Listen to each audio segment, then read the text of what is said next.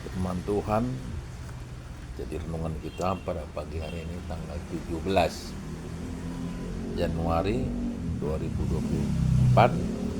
Kitab Amsal 3 ayat 5 sampai 10. Demikian firman Tuhan. Percayalah kepada Tuhan dengan segenap hatimu dan janganlah bersandar kepada pengertianmu sendiri.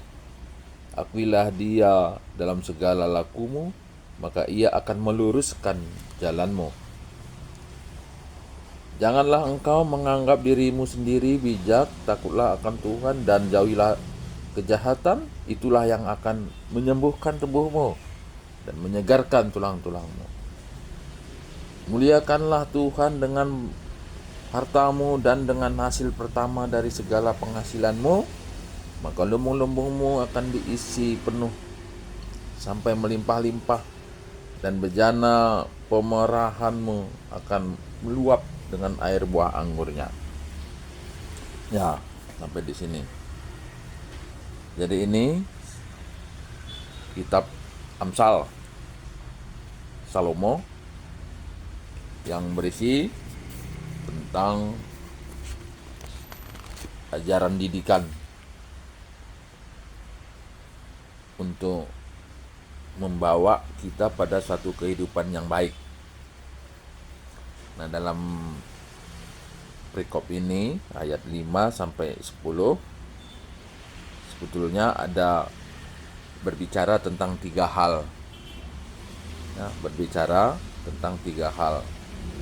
Ayat 5 dan 6 itu berbicara tentang iman.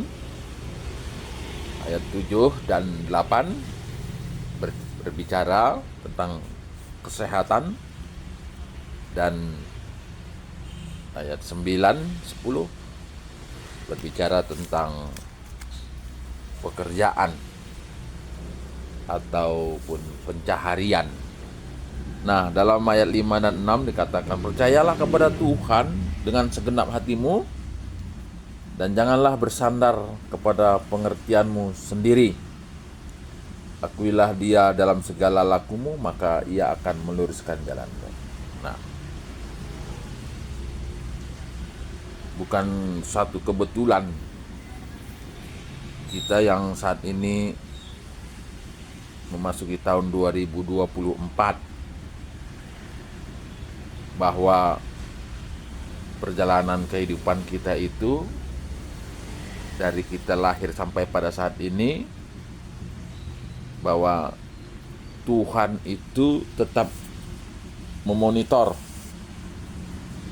Nah, dan dalam perikop ini apakah kita menyadari itu gitu ya? Apakah kita menyadari bahwa kita sampai tahun 2024 ini ya bukan karena kekuatan kita, kehebatan kita, tapi percayalah bahwa Tuhan yang bekerja dalam kehidupan kita itu untuk membawa kita kepada tahun 2024 ini. Ya mungkin ada orang bilang ya karena memang dia punya kemampuan, dia masih muda. Nah, tapi orang muda pun ada yang sudah meninggal. Ya.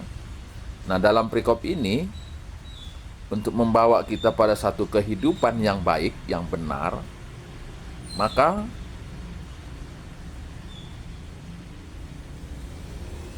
akuilah, sadarilah gitu ya, bahwa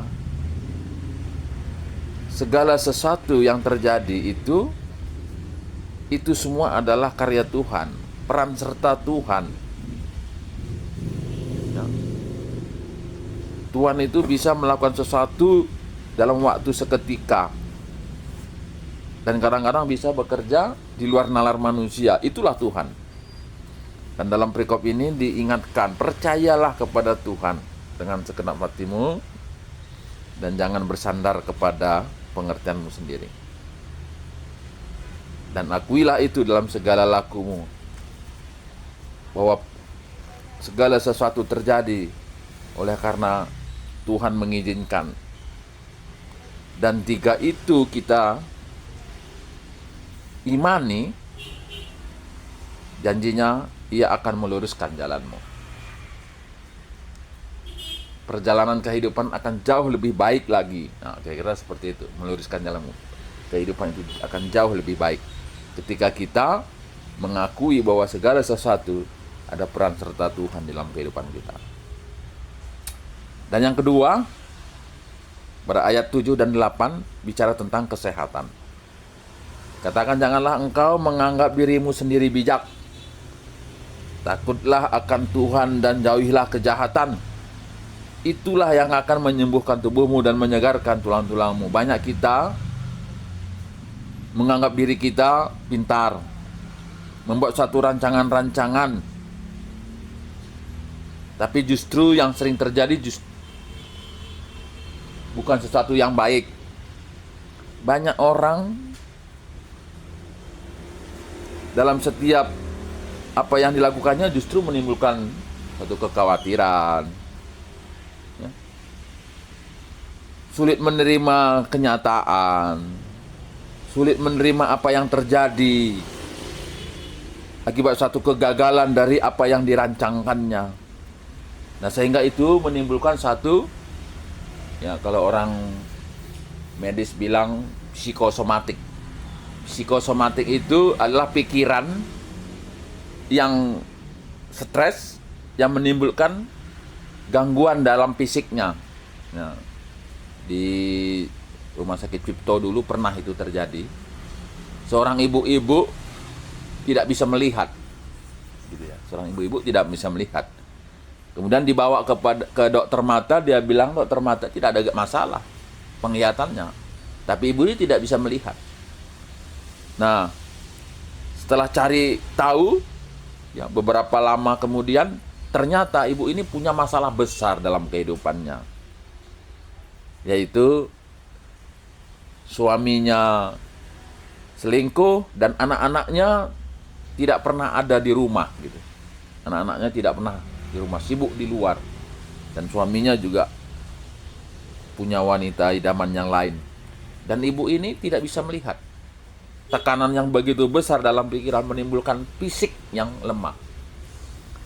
Dan setelah dilakukan terapi, disadarkan semua ikut anggota keluarga, anak-anaknya kembali lagi dalam kehidupan keluarga yang normal, dan suaminya juga begitu, akhirnya ibu ini bisa melihat kembali.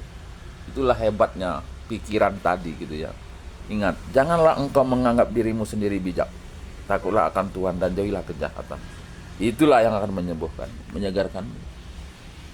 Bicara tentang kesehatan. Dan yang ketiga adalah bicara tentang pekerjaan, aktivitas pekerjaan. Dikatakan bahwa muliakanlah Tuhan dengan hartamu dan dengan hasil pertama dari segala penghasilanmu, maka lumbung-lumbungmu akan diisi penuh dengan melimpah-limpah. Dan bejana pemerahanmu, ini bicara tentang hasil anggur, ya. Anggur itu diperah untuk menjadi satu minuman, gitu. Nah, akan meluap dengan air buah anggurnya. Nah,